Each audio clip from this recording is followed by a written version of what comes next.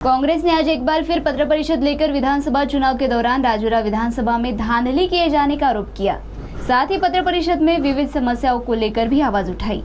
इस पत्र परिषद में सांसद प्रतिभा धानोरकर के साथ अन्य पदाधिकारी मौजूद थे।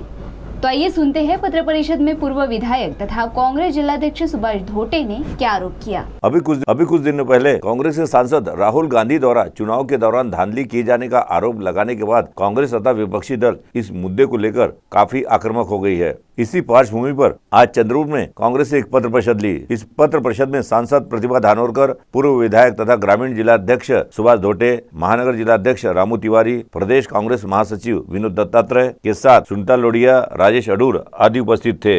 वहीं इस मौके पर पूर्व विधायक सुभाष धोटे ने राजूरा विधानसभा में चुनाव को लेकर क्या कहा, आप स्वयं सुने। मतदान चोरीच्या प्रक्रियेमध्ये मी सर्वप्रथम राजुरामध्ये जेव्हा मत वाढले त्या संबंधामध्ये निवडणुकीपूर्वीच माननीय कलेक्टर आणि एसडीओ कडे तक्रार दिली होती। माझ्या तक्रारीनुसार त्यांनी 6853 मत कमी पण केले। ते मत कमी कोणते झाले आणि त्यानंतर सुद्धा 11,000-12,000 मत होते। त्या निवडणुकीच्या धाकधुकीमध्ये आमचं काही लक्ष गेलं नाही। पण जेव्हा आमचे नेते माननीय राहुल गांधी यांनी तो मुद्दा उपस्थित केला तर आम्ही सुद्धा मग थोडं काशूत झालो आणि आम्ही सुद्धा गावागावी जेव्हा चौकशी करायला लागलो त्यावेळेस आम्हाला गडचंदूरला सुद्धा 1600 मत जास्त आढळले, राजुऱ्याला सुद्धा आम्हाला आणखी 1200-1500 मत जास्त आढळले। तर याची आम्ही डिटेल छानबीन करून आलेलो आहोत। परंतु जे मत 6853 ते मत बोगस असून जेव्हा डिलीट केले, पण ज्या माणसाने हे मत एनरोल केले त्याच्यावर अजूनही निवडणूक आयोगाने कुठली कारवाई नाही केली। फक्त एफआयआर नोंदवला, पण कोण आहे काय ते शोध न घेता कारवाई नाही केली। त्याच्यासाठी आम्ही जिल्हाधिकाऱ्याला आणि निवडणूक आयोगाला वारंवार पत्रावर करत आहोत, पण अजूनपर्यंत कुठली कारवाई झाली नाही। 61 लाखाची जी कॅश सापडली त्या संबंधातही सगळं अधांतरीचं अजून 61 लाखाची जी कॅश सापडली त्या संबंधामध्ये आमच्या गडचंदूरमध्ये आमचे जे कार्यकर्ते होते त्यांनी ती कॅश रंगेहात पकडली, पोलिसला कळवलं। पोलीस कुठली कारवाई करायला तयार नसल्यामुळे आम्ही मेलवर निवडणूक आयोगाचे जे प्रतिनिधी होते त्यांना पण कळवलं। निवडणूक आयोगाचे प्रतिनिधी आले, त्यांनी पैसे गोळा केले, जमा केले, त्याच्यामध्ये एफआयआर नोंदवला। त्या एफआयआर मध्ये स्पष्ट असंपणे म्हटलेलं आहे की भाजपचे प्रत्याशी श्री देवरावजी भोंगळे आणि त्यांचे 4 सहकारी, त्या सहकारी नाव पण आहे, त्यांच्या विरोधात त्यांनी एफआयआर नोंदवला।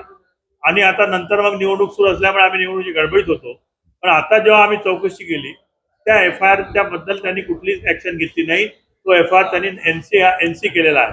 आता मी पुन्हा एसपी ला भेटलो तो मैं बोला एसपी कैसा एनसी कैसा किए, तो उसमें कुछ भी नहीं मिल रहा। बोले तो मतलब फिर पैसे किसके आए वो, तो पैसे इनकम टैक्स को हमने लिखा है। बोले इनकम टैक्स जो इनकम टैक्स जैसा बोलेंगे वैसा करेंगे। आम्ही त्याच्यामध्ये पुन्हा कोर्टामध्ये जाऊन आम्ही कारवाई करण्याचा विचार करत आहोत। साथ ही उन्होंने चंद्रपुर जिले का विकास रुक गया है ऐसा भी कहा। तो आइए सुनते इस संदर्भ में उन्होंने अपनी प्रतिक्रिया में क्या कहा। वस्तुस्थिती आहे ना, आज जवळपास आपल्याला कल्पना असेल की नोव्हेंबर-डिसेंबर पासून सरकार सत्तेमध्ये आलं।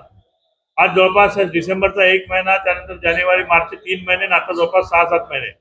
आज 12 महिने झाल्यानंतर सुद्धा अशोक उईके साहेब पालकमंत्री आहेत, ते येऊन मिटिंगा घेतात, परंतु जो निधी द्यायला पाहिजे ग्रामीण भागातील रस्त्याला असो की आणखी कुठल्या कामासाठी असो तो निधी वितरित होत नाही आहे।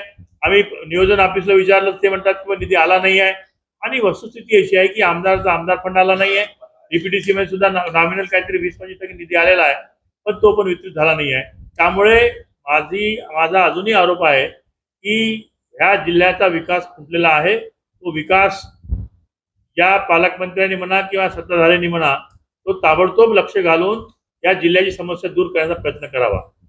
CTV के लिए वैभव वारकर की रिपोर्ट।